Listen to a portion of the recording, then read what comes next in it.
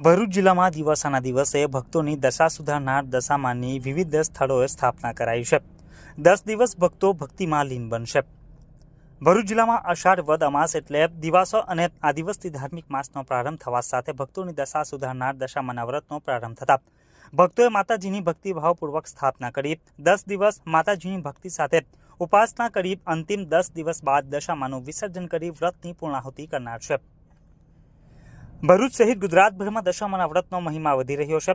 સાથે અષાઢી વદ અમાસે માતાજીના વ્રતનો પ્રારંભ થનાર હોય, જેને લઈ અંતિમ પૂર્વ સંધ્યાકાળે ભરૂચના બજારોમાં માતાજીના વિવિધ વાહનો સાથે ઢોલ નગારા અને અબીલ ગુલાલની છોડો વચ્ચે પોતાના ઘરે માતાજીને વાસ્તે ગાસ્તે લઈ જતા જોવા મળ્યા હતા। સાથે બીજા દિવસે એટલે કે આજે રવિવારે અષાઢ વદ અમાસની સવારે દશામાનું વ્રત કરતા ભક્તો પોતાના ઘરે અવનવા ડેકોરેશન સાથે દશામાની સ્થાપના કરી વ્રતનો પ્રારંભ કર્યો હતો અને 10 દિવસ દશા માતાજીની પૂજા અર્ચના અને ઉપવાસ કરી માતાજીની ભક્તિમાં લીન બની અંતિમ 10 દિવસ બાદ 11મા દિવસે સૂર્યોદય થતા પહેલા દશા માતાજીની નદીમાં વિસર્જન કરી વ્રતની પૂર્ણાહુતિ કરવામાં આવનાર છે।